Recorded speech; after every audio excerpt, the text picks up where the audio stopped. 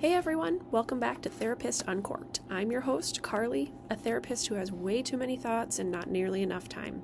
As always, anything discussed in this podcast is not formal therapy. We're strictly here for informational and entertainment purposes only. If you are struggling with your mental health, I encourage you to contact a local mental health provider, your local emergency services, or you can even text or call the 988 helpline for immediate crisis assistance.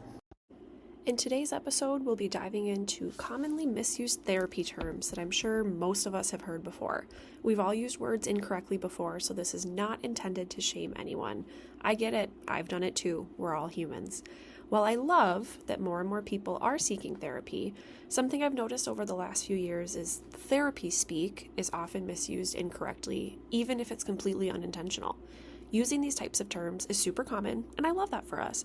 This means that we're trying to understand ourselves and have more empathy for ourselves and those around us, which can be super, super helpful. But using these terms incorrectly is not only confusing, but it can actually be super harmful to those who are actually truly experiencing these things. Misusing them can minimize the very real mental health struggles that other people are facing or that we're facing ourselves, even if that's not the intent. Without further ado, let's dive in. The first term that I kind of want to talk about today, which I'm sure many of you have guessed, is gaslighting. So many times when we hear it conversationally or on TikTok, anything like that, people will kind of use the term gaslighting instead of lying, disagreeing, arguing, confusion, other words kind of like that. And I can totally understand how that could be confusing. I get it. We're humans. We don't understand the clinical language sometimes. However, the actual meaning of gaslighting, the true definition of it, is intense psychological manipulation designed to make someone doubt their own reality or sanity. Important things here. It's intense. It's specifically designed to manipulate and to make someone doubt themselves. So it's not lying, it's not arguing, it's not disagreeing. It certainly can be that. But if you're arguing, lying, disagreeing, that doesn't necessarily mean it's gaslighting. Gaslighting is not correcting someone if they're wrong, informing or reminding someone of something they didn't know or forgot about, or even having a different perspective or interpretation of events than someone else. Gaslighting is purposefully causing harm to someone else by intentionally deceiving them in a manipulative way. So if your husband is over here telling you you're wrong, he's not necessarily gaslighting you. I mean, he could be, let's be real. But most likely, he's probably not gaslighting you. And I'm not saying that to gaslight you. I just think it's important to take a minute and be curious about the intent behind people's words, the intent behind their actions. All those types of things are so important to help understand and create more trust in the end. Another word, which I'm sure you probably guessed we'd be talking about, is narcissist. This one is a huge buzzword right now too. In general, people tend to use the term narcissist when they're describing someone who they think is self-centered, obsessed with themselves, and they're usually using the term narcissist intending for it to be an insult, which I can understand. In reality, a narcissist is someone who is diagnosed with what we call narcissistic personality disorder, or NPD. So NPD is technically defined as a distinct long-term pattern of grandiosity, a need for admiration, a lack of empathy, and a heightened sense of self-importance. So the term grandiosity, which I'm sure some people might know, is basically a sense of feeling like you're better than everyone else. So a sense of superiority, uniqueness, a lack of vulnerability that's unrealistic and not really based on your personal capability. Basically, it means you think you're hot shit even if you're fucking not.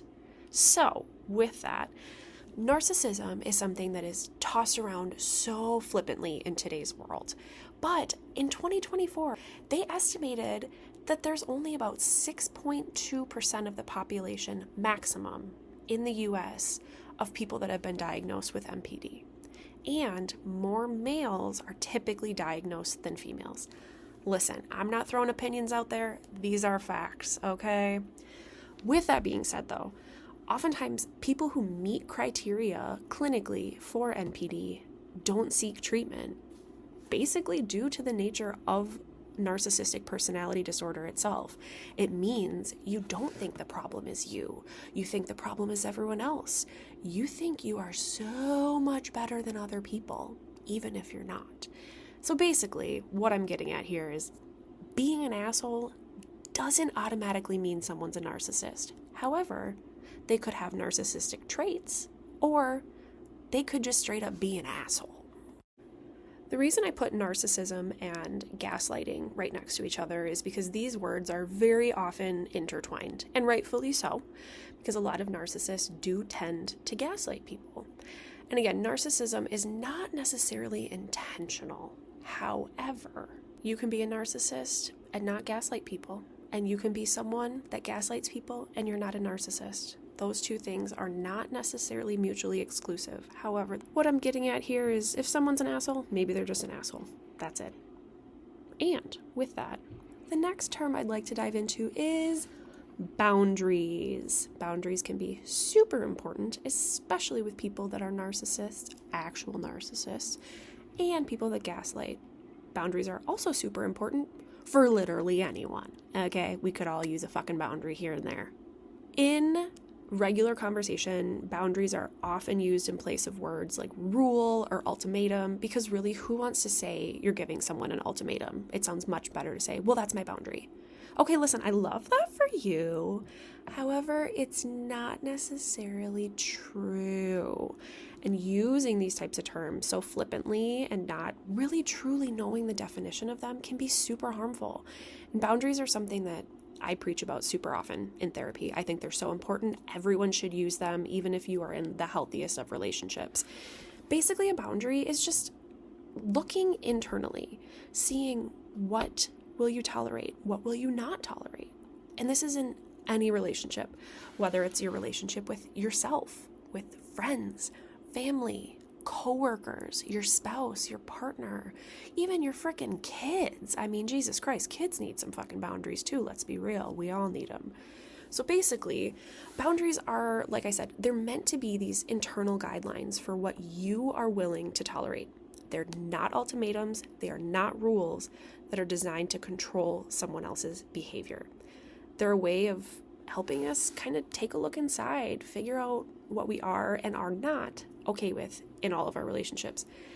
Their goal really is to help us trust, protect, and respect ourselves and those around us, which really leads to a greater sense of well-being. You feel more like yourself when you're in tune with yourself and you know what you will and won't tolerate. I like to think of boundaries like this. People will do whatever the hell they want to do. I can't control that. Wish I could, because that'd be fucking awesome. Not how it works. Sorry. What I can control, though, is how I respond to their behavior. So something I say all the time in therapy and just in life in general, and there's a lot of nuance to this, so take this with a grain of salt, but something I say a lot is we teach people how to treat us. Let me say that again, okay? We teach people how to treat us. I do not mean this in a controlling or manipulative way, nothing like that. What I do mean is that humans are creatures of habit. If we continually feed into the same cycles or systems that make us uncomfortable, how in the hell can we expect them to change? An example, and this is kind of a silly one, but it kind of gets the point across. An example is if a friend of mine keeps borrowing $20 and promises to pay it back, but she never does, that's going to piss me off, right? And it's going to lead to more resentment. It's going to lead to frustration. It's not going to have a positive impact on the friendship. And like I mentioned earlier, being curious about that is important. Okay, why does she need to keep borrowing $20? Why is she not paying it back? All of that. So that's stuff to, consider here too. But if she keeps asking to borrow that $20 and never fucking pays me the $20, I can set a boundary for myself internally and decide I'm not going to borrow her any more money. I'm not going to give her any more money. It's not to be punitive. It's not to be a consequence, nothing like that. It's not coming from a negative place. It's coming from a place of I need to protect myself And me protecting myself will help protect this relationship. Because really, in any relationship, in any form, there's going to be hiccups. You're not going to love everything about everyone. Sorry, not how it works. So we have to take these things with a grain of salt. If the worst fucking thing my friend does is not pay my $20 back here and there, all right, for me, internally, my boundary is I'm still going to be friends with her because that's what I'm cool with. But I'm not going to borrow her any more money. No harm, no foul. Doesn't need to be a big blow up. Doesn't need to be something that we just never talk about again. You get to decide what that looks like. And that's what I mean when I say we teach people how to treat us. I don't mean we control how they show up. I don't mean we tell people what they can and can't do. Not what I'm saying. What I am saying is we have to set internal boundaries and guidelines on what we will and won't tolerate, and then act accordingly. So I know that's something that's really just about the concept of acceptance, and it's not only accepting of ourselves, but accepting of other people. But again, we get to decide where we draw the line, and that's kind of a beautiful and amazing thing. Another term I'm super interested in, and I actually talk a lot about this in sessions. I usually wrap up many of my sessions by saying, well, how are you going to take care of yourself between now and next time I see you? So the topic that I kind of want to dive into is self-care. So when I say self-care, what do you think of? A lot of people think of, oh my God, it's bubble baths and face masks and pedicures, which listen, if that is your self-care, I fucking love that for you. Do not stop, okay? Love that for you. But something I think that's important to consider is self-care equals self-compassion. So what I mean by that is if I'm out here taking a bubble bath and doing the face mask and doing a hair mask, great, amazing. But are you doing that because you feel like you should? Or are you doing that as a way to practice taking intentional time for yourself in order to fill your cup back up? So self-care isn't necessarily always the fun things. It's not the fun spa days. It's not the, getting a new pair of shoes, which listen, it can be. It certainly can be. However, sometimes self-care looks like the boring shit that you don't want to do. That's not fun. And it feels like absolute ass while you're doing it. Self-care can look like making sure you take the trash out before it starts to stink up your whole house. Self-care can look like setting a budget, even though you have no idea how to make a fucking Excel spreadsheet. Couldn't be me. I love a spreadsheet. It could look like going and getting an oil change when you're actually supposed to and not letting the mileage go over the sticker number on your fucking car window and then getting yelled at by the mechanic, right? So these things, while I'm, being silly here, I am serious in the sense that self-care doesn't have to look a certain way. That's the beauty of being an individual person and having those own, again, internal boundaries, is we get to set what the boundary of self-care looks like for us. So if for someone else it looks like getting a manicure, that is so wonderful. But that's not for me, and that's okay. Self-care for me is making sure that I brush my teeth every morning and night, because if I don't brush them at night, even though it's kind of fun not to, let's be real, it's like a little treat. But if I don't brush them at night, the next morning I'm just going to feel extra icky, because listen, the morning breath is real, not afraid to admit it, okay?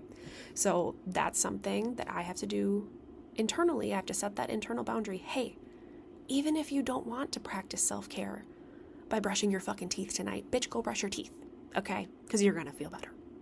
So what I'm getting at here, self-care is whatever you want it to look like, but make sure you're doing it for you and not for the perception of others. It can be anything you want it to be. My husband, for instance, dude loves a fucking workout, okay? Again, couldn't be me. Sounds terrible. Would rather die. Whatever. But for him, this man loves working out. It is the best way for him to reset, recharge, take care of himself physically, mentally. He can tell a difference when he doesn't work out that day, which, ew, right? I know, so annoying, gross.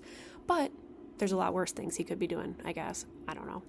But what I'm getting at is that's something that he knows internally. Hey, I need to do this to be my best self. And so my job is to let him. My job is to make sure if that's what he needs, I'm going to respect that. For me, a way I practice self-care is this sounds silly, but at the end of the day, actually, you know what? No, it doesn't sound silly. I take that back.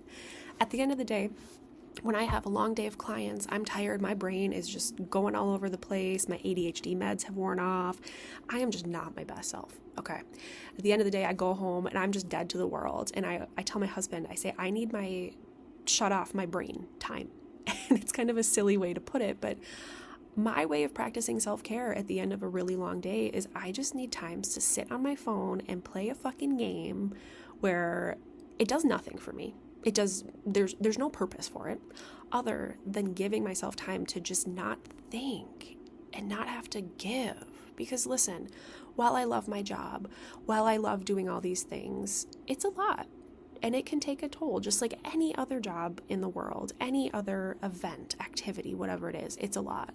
So I've found very intentional ways for me to take care of myself, because ultimately the more I take care of me and make sure that my needs are met, the more I can take care of others, whether that's my clients, my friends, my husband, my family, my cute little baby cats. Yes, my cats are my babies, okay? Judge me, I don't fucking care. So self-care is whatever you need it to be. Thank you for coming to my TED Talk about self-care. So all of that to say, all these words that I mentioned, gaslighting, narcissist, boundaries, self-care, all those things, they're all very real terms. They're all important, and I'm glad we're talking about them. I'm glad we're having those conversations. The main thing that I want people to get out of this is just make sure you know what you're talking about, because having these words thrown around, because they are all buzzwords, let's be real, okay? We hear them everywhere. We hear them all the time. Fucking grandma over at the nursing home is probably talking about fucking self-care. I don't know. You go, granny. Get it. Love that for you. But misusing these terms can be super harmful. So all I ask is take this all with a grain of salt, right? I'm not the expert on anything. I'm just here vibing. But make sure you know what you're talking about. Make sure that you're using these terms in the most respectful way so that we're not minimizing the struggles of other people, and we are building them up as much as we can, because ultimately the world is a shit show. So let's take care of other people. Let's take care of ourselves. Love you. Bye.